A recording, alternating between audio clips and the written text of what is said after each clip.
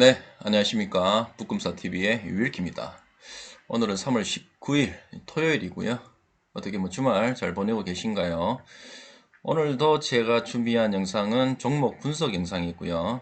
아무래도 여러분들이 조금 더 종목 분석 영상에 관심들이 높으신 것 같더라고요. 그래서 앞으로도 투자에 직접적으로 도움이 될 만한 이 종목 분석 영상을 더 자주 올릴 수 있도록 하겠습니다. 오늘 제가 선정한 종목은 코웨이입니다. 그러면 여러분들과 같이 분석을 해보도록 하겠습니다. 먼저 코웨이의 제품 구성과 매출 비중을 보도록 하겠습니다.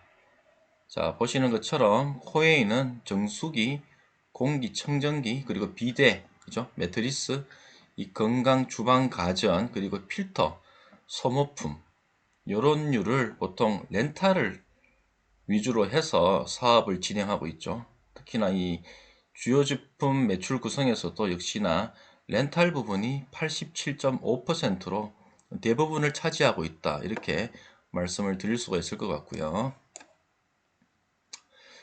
4분기 실적은 발표됐지만 아직까지 21년도 사업보고서가 나오지 않아서 최근 분기 21년 3분기 보고서를 토대로 해서도 매출 비중을 살펴봤는데 역시나 렌탈 부분이 87.5%로 가장 높은 비중을 차지하고 있다. 이렇게 말씀드릴 수가 있습니다. 참고로 여러분들이 아시는 코웨이가 예전에는 웅진 코웨이 했던 건 아시죠? 근데 20년도에 넷마블이 이 지분 인수를 하게 되면서 웅진 코웨이에서 사명이 코웨이로 바뀌었고요. 그 당시에 대표이사도 변경이 되면서 이혜선 총괄 사장이 재선임됐다. 이런 뉴스도 있었습니다. 보시는 것처럼 코웨이의 주요 주주 구성을 보시면 넷마블이 보유지분 25% 가량으로 최대 주주다. 이렇게 말씀드릴 수가 있습니다. 조금 더 코웨이에 대해서 기초적인 것을 한번 살펴보도록 하겠습니다. 자, 코웨이는 지금 업종 PER 대비해서도 현저히 낮은 11.09의 PER을 지금 가져가고 있고요. 반면에 PBR 수준은 조금 높아요. 지금 2.66배. 그죠?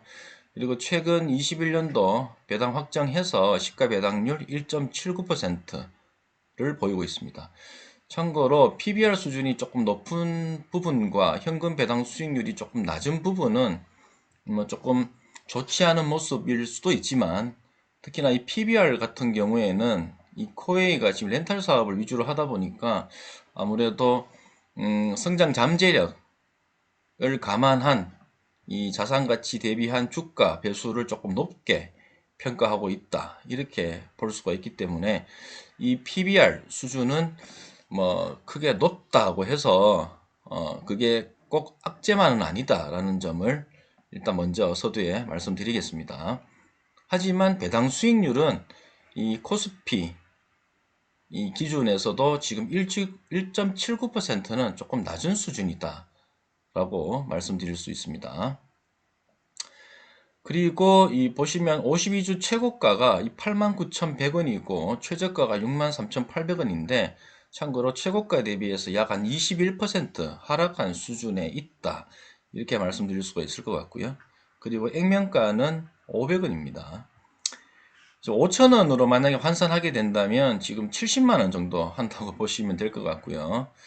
이 액면가가 500원인데 반해서 이 발행 주식 수가 상당히 좀 많더라고요. 7,379만 주 정도 되고 유동 비율도 73%로 상당히 좀 높은 수준이다. 이렇게 보여지고 반면에 52주 베타가 0.99인 걸 감안할 때 이 벤치마크 즉 이 코스피 대비해서의 어떤 주가의 어떤 그 민감도가 조금 거의 코스피와 유사한 수준이다. 이 코스피의 이 등락과 관련해서의 민감도가 거의 비슷한 수준이다.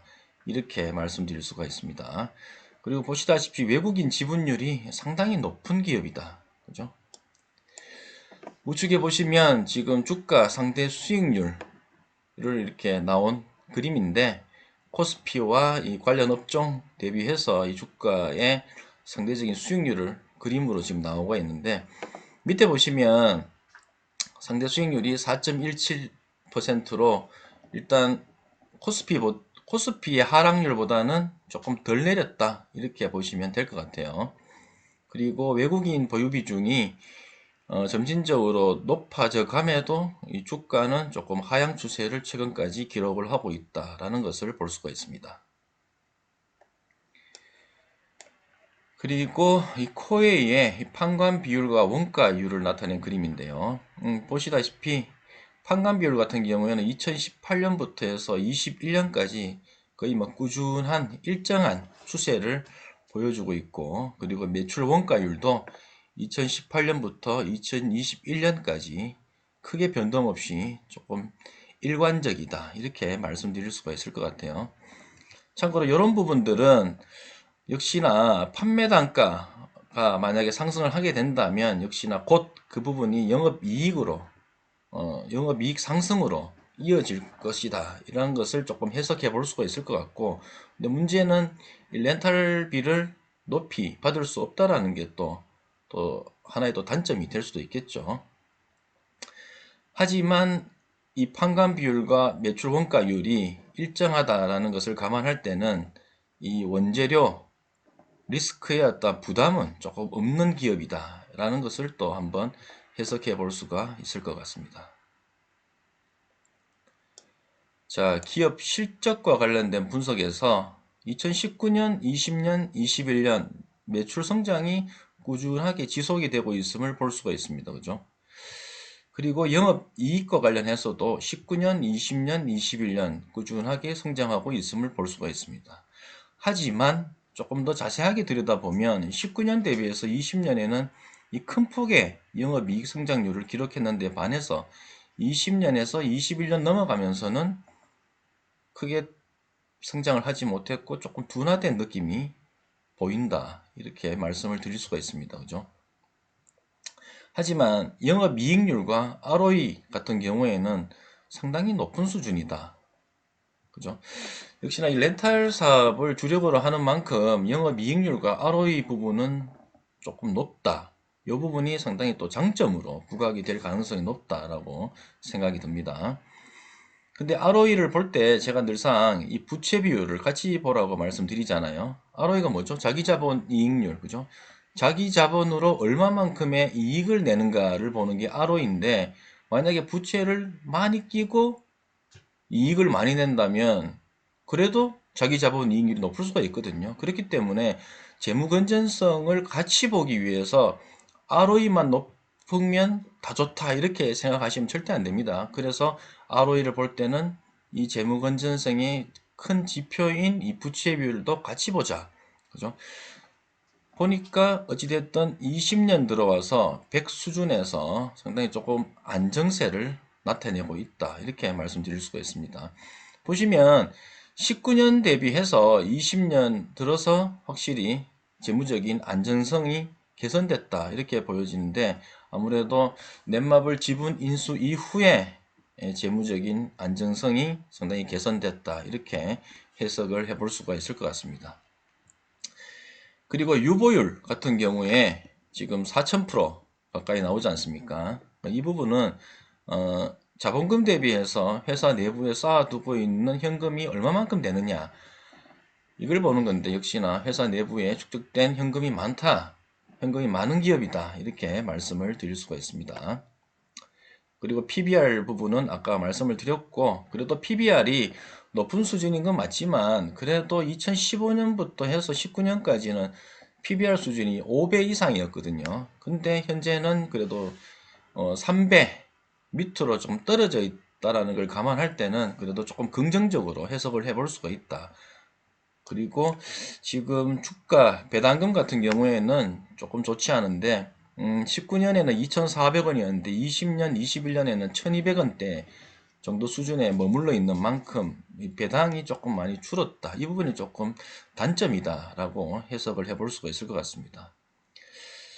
또 특히나 보시면 단기 순이익 대비해서 배당 성향이 52%에서 약 한 20%로 지금 20년, 21년도에 많이 줄었거든요. 그래서 앞으로 이 코웨이가 가장 주안점을 둘 부분은 역시나 이 주주 친화적인 액션을 가질 필요가 있다. 즉, 이 배당 성향을 높여가지고 배당을 확대할 필요가 있다라는 것을 말씀드릴 수가 있을 것 같습니다. 정리를 한번 해보겠습니다. 코웨이의 21년 매출은 3조 6,643억 원, 그리고 영업이익은 6,402억 원을 기록을 했습니다. 전년 대비해서 각각 13.2% 그리고 5.6% 늘어난 규모입니다. 그죠?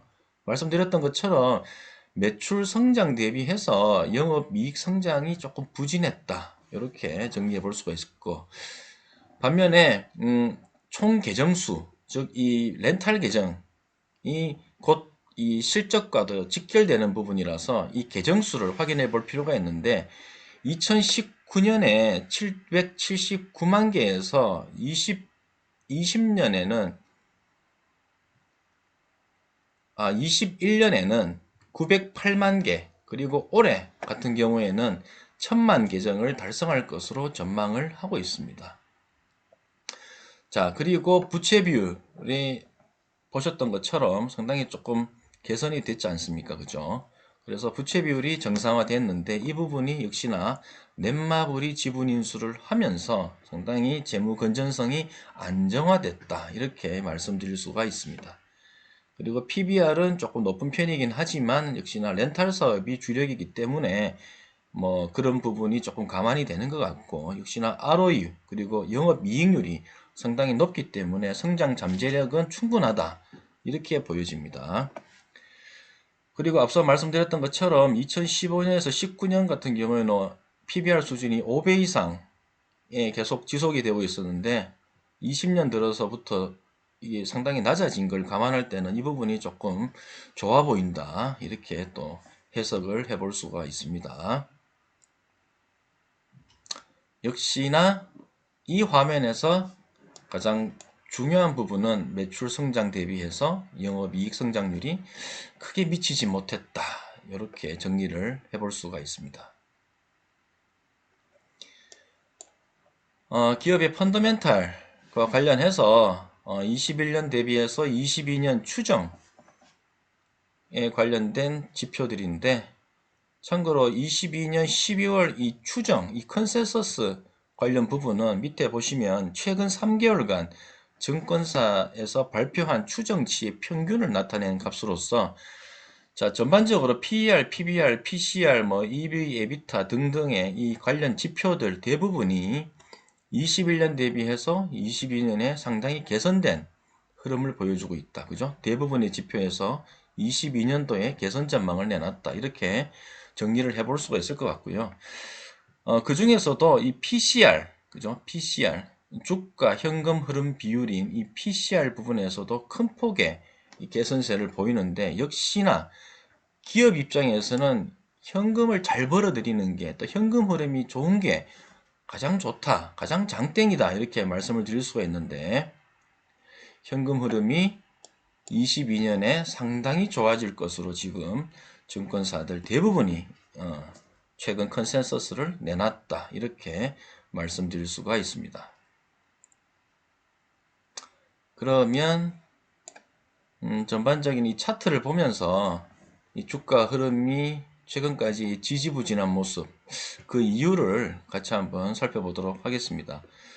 자, 보시다시피 코로나 팬데믹 때 이 최저점 찍고 어느 정도 상승 추세에는 올라왔지만, 이 코스피가 계속 이 치고 갈 때도 코웨이는 또 오히려 치고 가지 못하고 오히려 지지부진한 모습을 계속적으로 보이고 있습니다. 그죠? 이렇게. 그리고 21년 8월 9일자인데 요날에 또 크게 급락이 나왔고, 그 뒤로도 전반적으로 최근까지 주가가 지지부진한 모습을 보이고 있습니다. 그와 관련한 이 이유를 제가 나름 분석을 해서 이 글을 한번 적어봤는데 한번 읽어보겠습니다. 이 코로나 장기화로 인해서 역시나 이 렌탈 사업의 성장이 좀 불확실하다. 이런 측면이 조금 주가에 반영이 됐다. 이렇게 말씀드릴 수가 있을 것 같고요.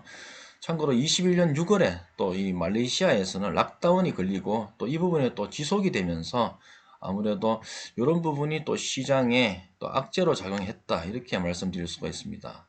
그리고 앞서 보셨던 것처럼 19년 대비해서 20년 들어서는 배당금이 확실히 조금 감소가 됐죠. 이런 부분들이 아무래도 투자 메리트 부분에서 조금 점수를 까먹지 않았나 이런 생각이 들고요.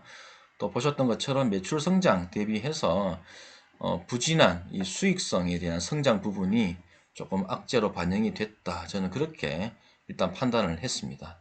참고로 이 부분에서 조금 눈여겨볼 게 여기 이게 언제냐면 21년 8월 9일자거든요. 21년 8월 9일 날 이 코웨이가 급락이 나왔습니다. 이 코웨이만 급락이 나온 게 아니고 SK 렌터카가 같이 급락이 나왔는데 그 부분에 대한 이유를 찾아보니까 이날 롯데렌탈이 일반 청약의 첫날이었습니다.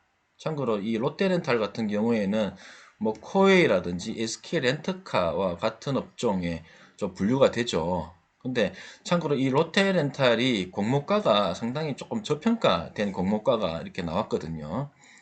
그러다 보니까 이 관련 업종에 있는 이 코웨이나 SK 렌트카가 상대적으로 조금 주가가 그날 크게 급락을 했다. 이렇게 이야기를 드릴 수가 있습니다.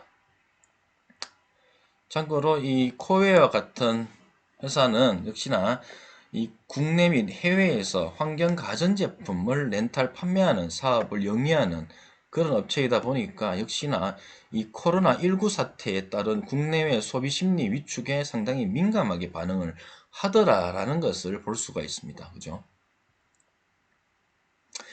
하지만 그럼에도 불구하고 지금 21년도에 계속 주가가 이렇게 지지부진한 이유가 있었나? 실적은 괜찮았는데 물론 뭐 수익성이 조금 떨어지긴 했지만 그래도 나쁘지 않았는데 왜 이렇게 지지부진했나라는 이유를 조금 더 찾아봤습니다.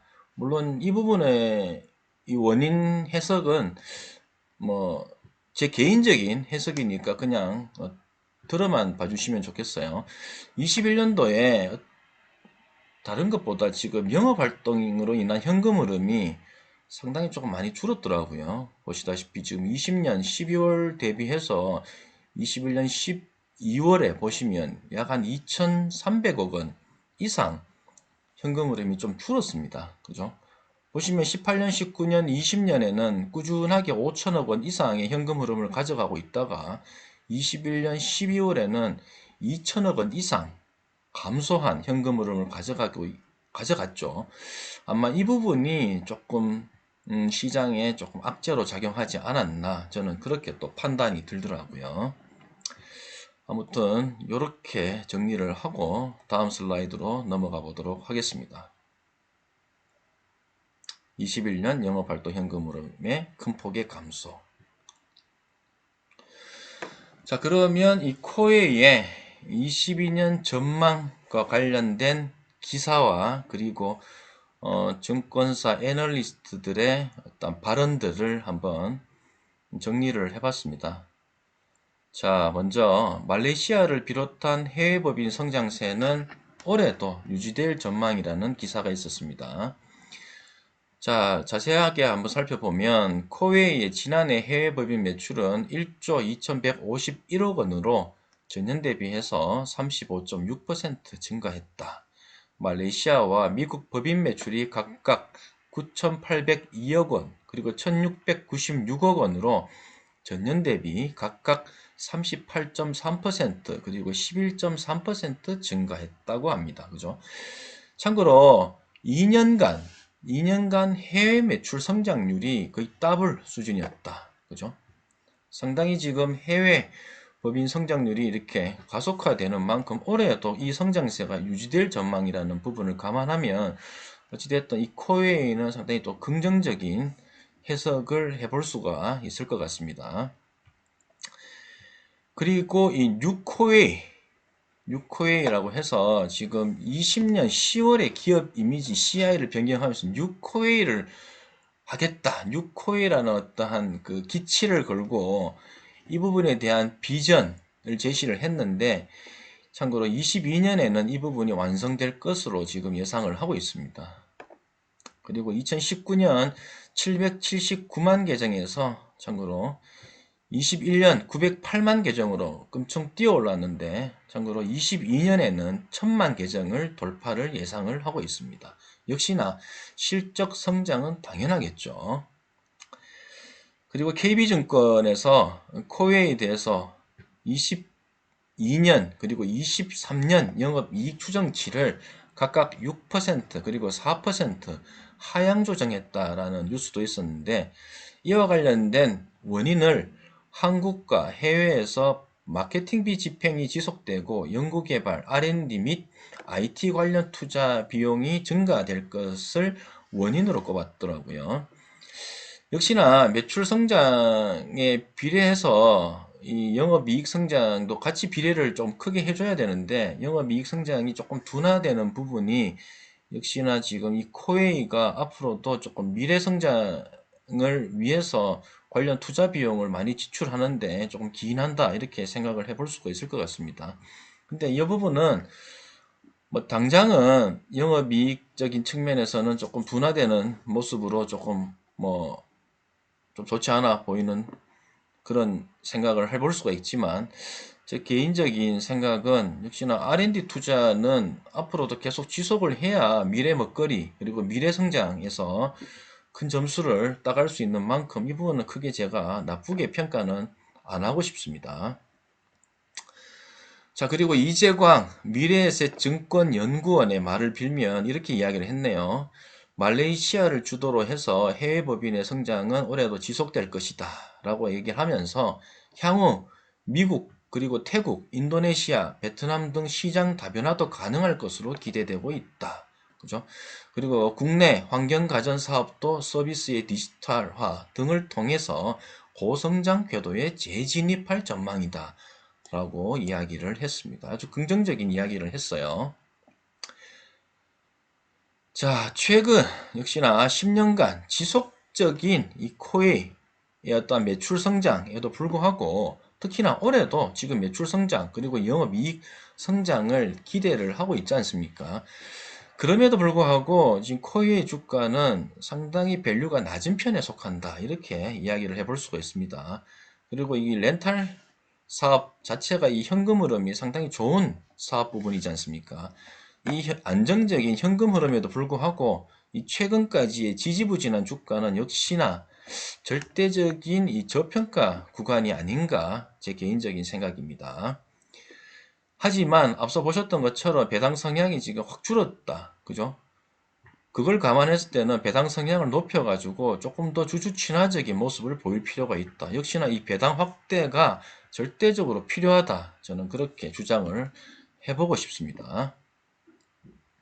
자, 그러면 지금까지의 내용을 정리를 한번 해보도록 하겠습니다. 자, 20년에 그 넷마블이 25%의 지분 인수를 하고 최대 주주로 올라서고 난 이후에 역시나 이 코웨이의 재무구조가 상당히 개선된 모습입니다. 그리고 지속된 이 매출 성장과 이익 성장은 역시나 긍정적이긴 하지만 매출 성장 대비해서 이익 성장이 부진한 모습은 조금 아쉽습니다. 그죠? 그럼에도 안정적인 현금 흐름은 역시나 코웨이의 가장 큰 장점이라고 말할 수가 있습니다. 그리고 높은 ROE 그리고 높은 영업이익률은 역시나 이 코웨이의 잠재 성장력에 높은 점수를 줄 수 있을 것 같습니다. 그리고 보셨던 것처럼 60% 이상의 상당히 외인 지분율이 높은 기업입니다. 그죠? 따라서 배당 확대가 반드시 좀 필요하다. 저는 이렇게 말씀드리고 싶습니다. 왜냐? 외인 같은 경우에는 배당을 배당을 목표로 하고 이 투자를 하는 경우가 많지 않습니까? 그래서 만약에 현재 수준과 같은 배당이 계속 지속이 된다든지 만약에 배당이 확대를 하지 않고 이런 어떤 시가 배당률이 뭐 1.6% 정도 수준에 그친다면 외인이 떠날 수가 있다. 외인이 매물을 내놓을 수가 있다. 이렇게 생각이 되어지고 이에 따라서 주가가 크게 출렁일 수도 있다라고 좀 우려 섞인 목소리를 제가 한번 내볼 수도 있을 것 같습니다. 그리고 20년 중반 이후에 지금까지 해서 지금 코웨이 주가가 상당히 좀 소외받았다. 그죠? 왜냐, 20년도 이 코로나 팬데믹 이후에 뭐 금리 인하 그리고 뭐 유동성이 또 크게 시장에 공급되고 난 이후부터는 이 고밸류 성장주에 사람들이 많이 관심을 가지고 거기에 투자가 집중이 되어 있었지 않습니까?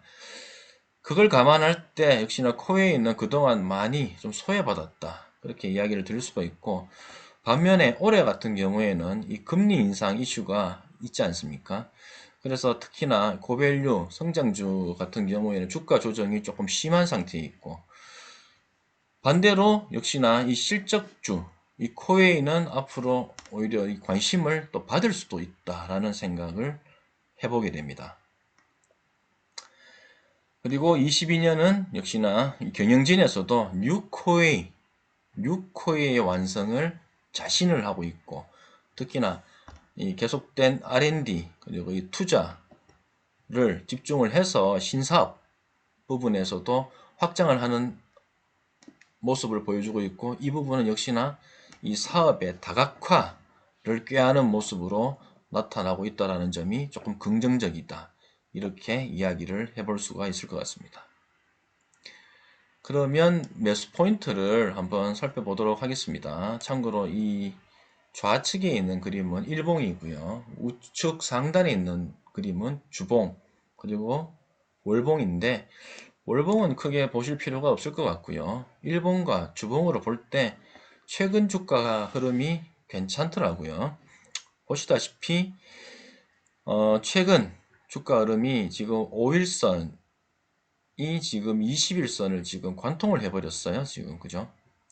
뭐 물론 직전 저점인 65,100원 이후에 이 4거래일 동안 주가가 점진적으로 상승을 하더니 지난 금요일 날 거래량 실리면서 장대 양봉 나오면서 21선을 상향 돌파를 했습니다. 아주 좋은 흐름을 보여줬습니다. 그렇죠?